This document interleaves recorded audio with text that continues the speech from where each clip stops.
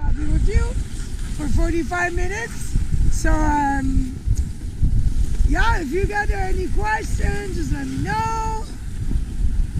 In front, we have, in the very front of our dog team, we got Lupin, the big black male on the left.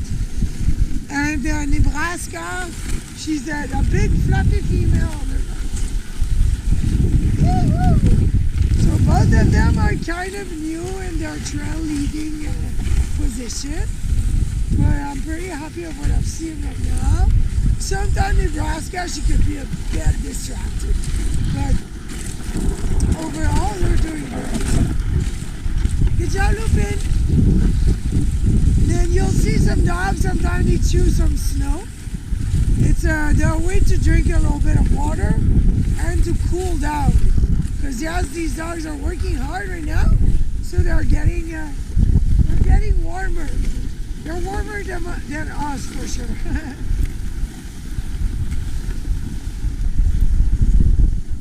And right now we're on Fish Lake.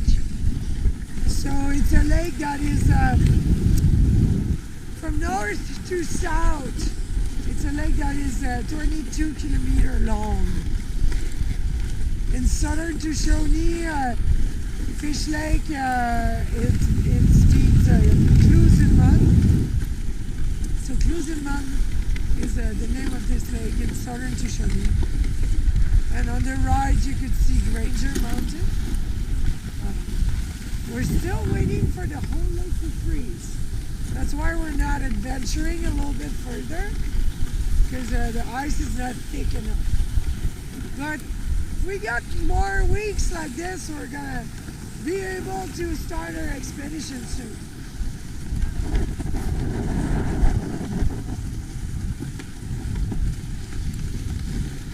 Good job. How long till they have to take a break? Oh, like let's say when we're training dogs for real, we could do like 50K without stopping. Wow. As long as we keep a slow and steady pace. That's the most important thing for these dogs. All right, good job. Good dog. All right. Woo-hoo. Good job. Slow and steady. So right now these dogs are called the Alaskan Huskies, and they're built for long distance. And a long distance for dog is 2 times longer than a long distance for a human. So, let's say a lot of humans train for a marathon, and then let's say the dog marathon is kind of a 300 miles instead of only like 42 kilometers. Good job.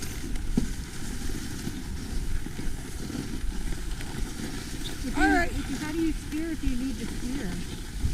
Well, you can observe my coworker, Christina, in the front. So right now we're climbing. Right, we're climbing a little hill, and look how she worked behind her sled.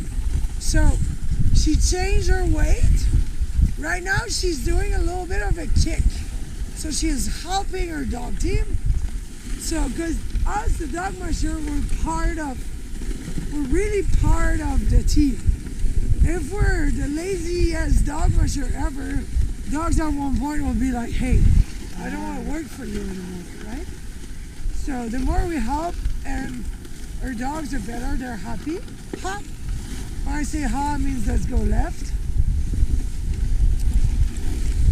And then when we steer, you see she put her weight and she moves her weight on the sled. So we play with brakes outside, inside of her sled. Right now she got her both feet on the brake. So we always have a brake pad, brake mat, and then we slow them down. We don't want them to go too fast. Especially when we got people on our sled, right? And then Louise, she's a little hunter. So that fluffy dog in the middle of my team, she's really aware of any wildlife that cross her path. So it could be a raven, a moose. She's like, woo! Squirrels are the worst. You can tell she's looking around. Yeah.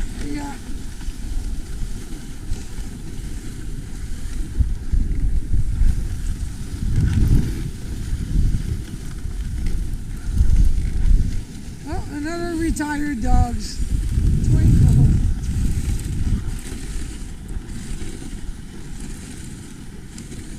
Good job.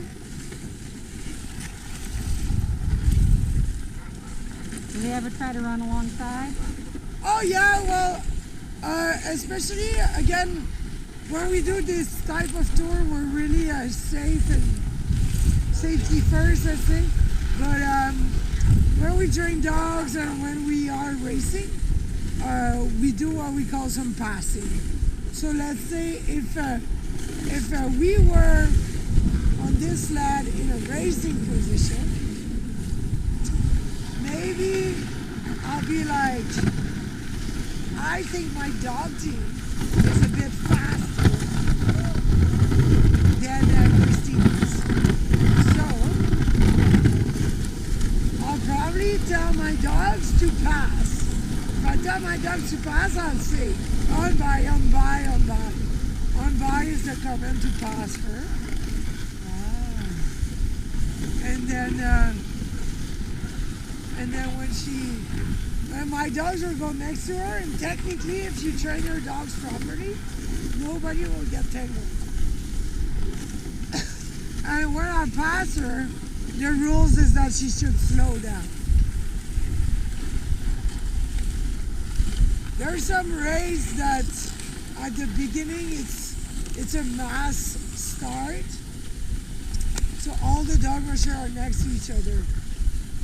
And it's quite impressive because every dog team needs to be really good at like being next to other dog teams, you know? That's the beauty and the curse of dog sledding. You're not in control of much of a lot of things, actually. Right now, if my 2 leader decide to follow a squirrel or come back, instead of pulling forward, we won't move, right? They're a lot smaller than I expected.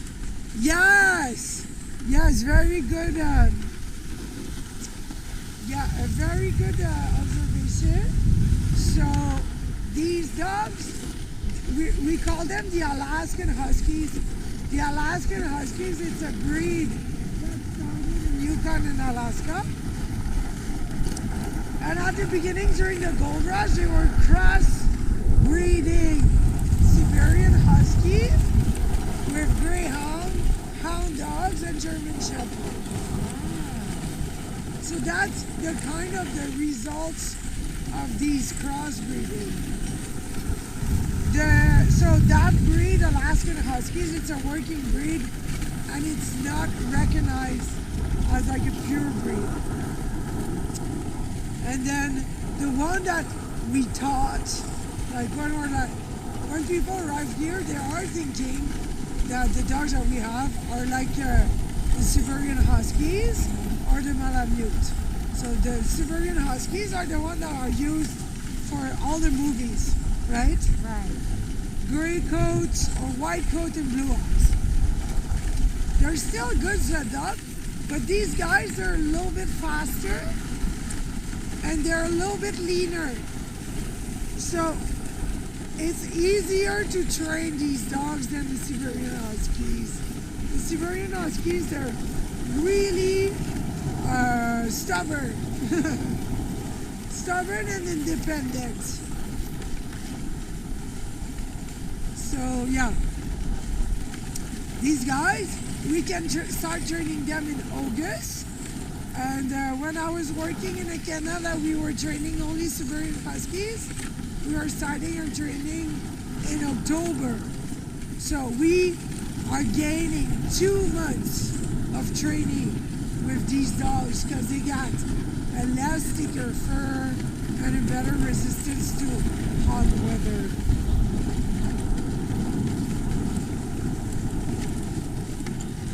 It's amazing that they can just eat that ice like while they're still running.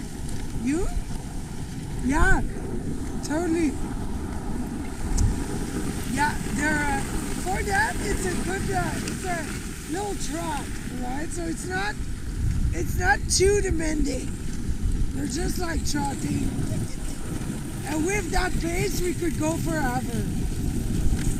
But we're not because you guys will be cold, right? And they can poop already, which is quite impressive. Good job, okay? The best athletes.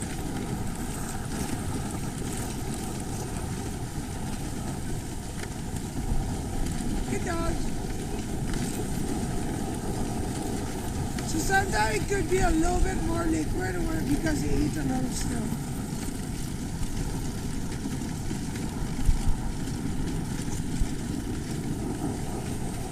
It is a beautiful day. Yeah, it is.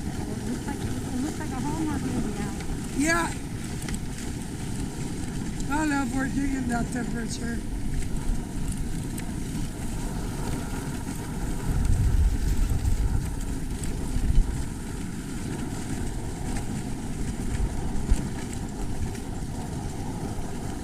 Oh, more poop, cupcake. All right. Look at the shadow of the dogs on the snow. Wow.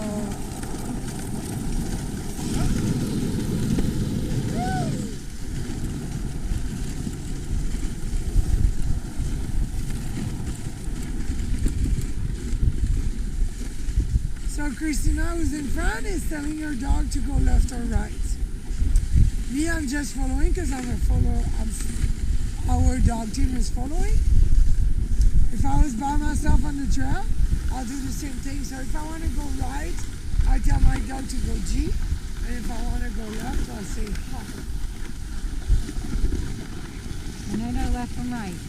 Totally. Sometimes they know their left and right better than I do. Good boy, all right. Good job, Dopey. Good job. could feel when Dopey stopped working, I could feel it on the power of the dog team. Dopey is that blue harness dog close to us. He's so strong. Huh. And this is why I put the strongest dog closer to us. Because I want them to be able to pull the weight of the sled. Okay. Alright, I'm just taking a little break here. I'm going to put my anchor here. I'm going to tie it up out. But yeah. After a few miles, usually the sound. How long have you been doing this? I started dog sledding, I think like 13 years ago. I started this in Quebec because I'm from Montreal, but everybody's talking about the North and the Yukon and Alaska in the dog mushing world. So I decided to come here 10 years ago, and then I was dog mushing with a racer, so we were racing dogs on like longer races, but now in this canal, Christina and I, it's been 8 years we're working here. So that's very nice. It's fun to have a crew that stick around the same pack, because it gives to the dogs a lot of stability, and to the guys also. But yeah. What do they do in the summer? Oh, we walk them. We take some bicycles, or we like drive a quad, and we free run them. So let's say I take 10 dogs off leash, and then they follow my bicycle. We go to the creek or the lake, and then we come back. And then let's say I'll do 20 dogs per day. Christina will do another 20 dogs per day. So let's say half of the canal free run, like on day 1. On day 2 is the other half. And then we also have some free run pens. It's just like when it's June, especially May, June, July, it's too hot to run them on harness. And then in August, we start our training again. So what does it mean? It means that we hook up, let's say, 14 dogs to a quad or side by side, and then we do like early morning training. So the goal through the winter is to increase distances. So you train a dog exactly like you train a marathon. Oh, okay. So Neptune is a new leader, and he always wants to go on the left side. We are training to train a... I know! No! Neptune!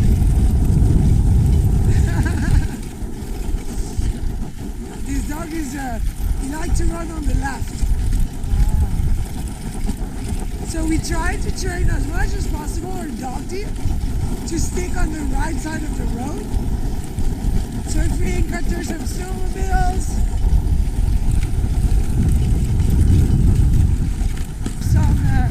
another dog musher, we're already on the right side of it. We're following the rules of the road.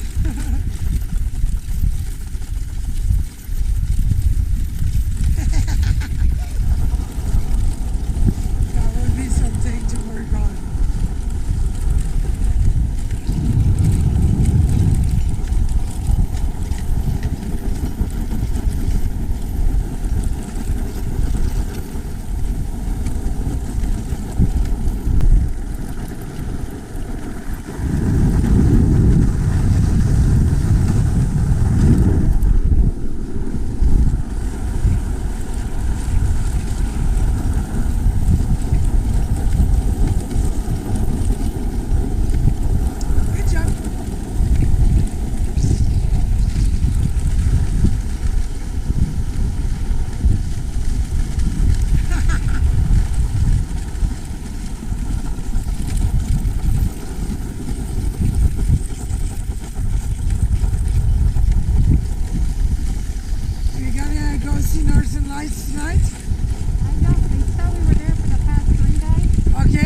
saw some? Yeah, we did. It was Yesterday, huh? the day before yesterday. Oh, wow.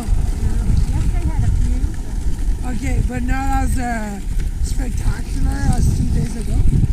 Yeah, it was kind of like a dull last night, but it was there, but it was kind of like spread out and not really moving much. Okay, yeah. And then the day before yesterday was better. Oh yeah, it was like all Oh, nice. Well, I'm happy you had a light show. So, yeah, we gotta get up to the airport in the morning, so we didn't want to kind of crunch on the sleep there. Yeah. Usually those cold, clear nights, you always see something at least. And the stars were beautiful. Yeah. I feel sorry sometimes for people who come for a week and it's snowing non-stop. And they're like, well, we didn't see it. Yeah, that would be bad.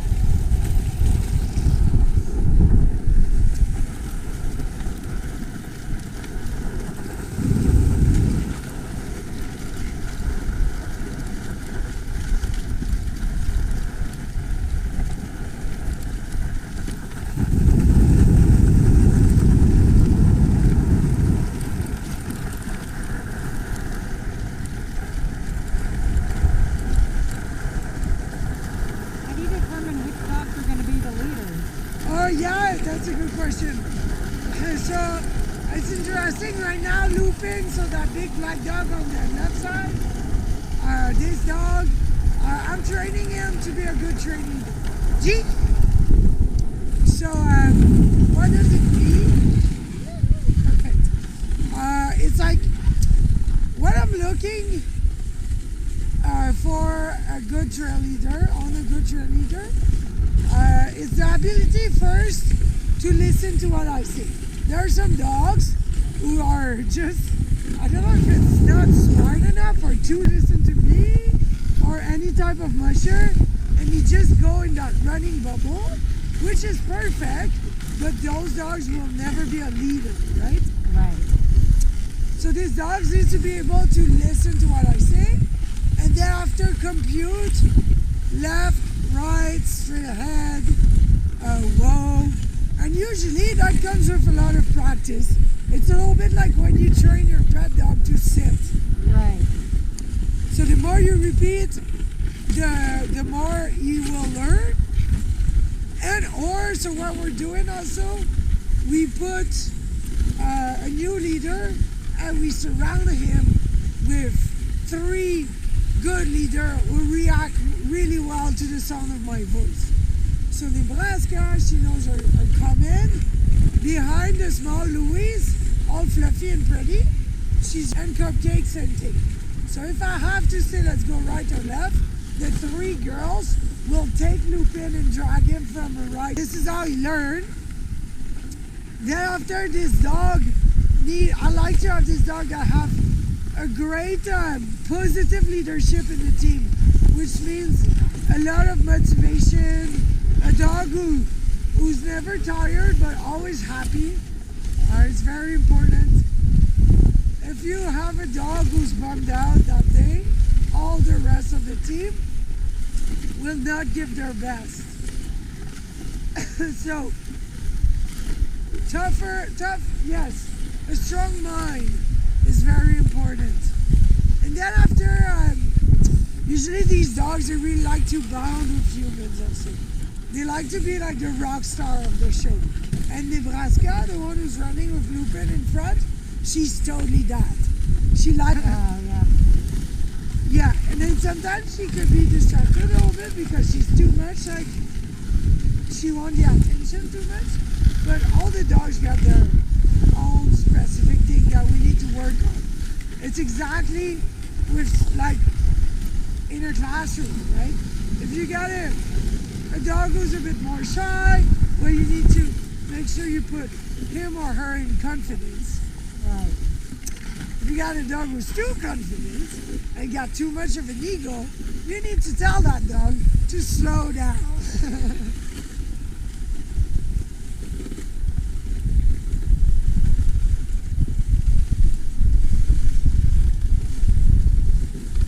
It's a beautiful job. It's really fun. And very rewarding when you see a dog team improving It's beautiful, and they're really happy when you do something. It's The nice more- to do a job that you love. Yeah, and the more you care for them, the more they show you respect, the more they show you affection, and the more you could travel on the land with them also.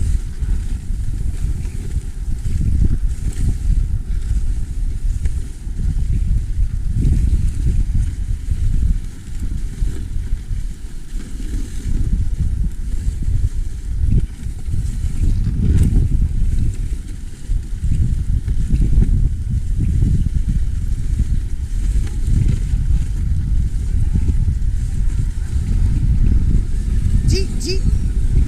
I will try to go there. Jeep, Jeep, Jeep, Jeep, Jeep. Ah, Jeep, Jeep, Jeep. Oh, you see? They just want to play. Jeep, Jeep. Oh, okay. Whatever.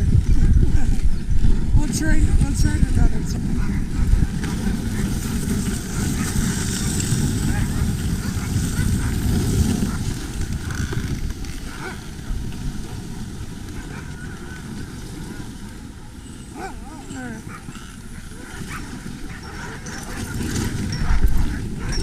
All right, whoa. Okay. All right.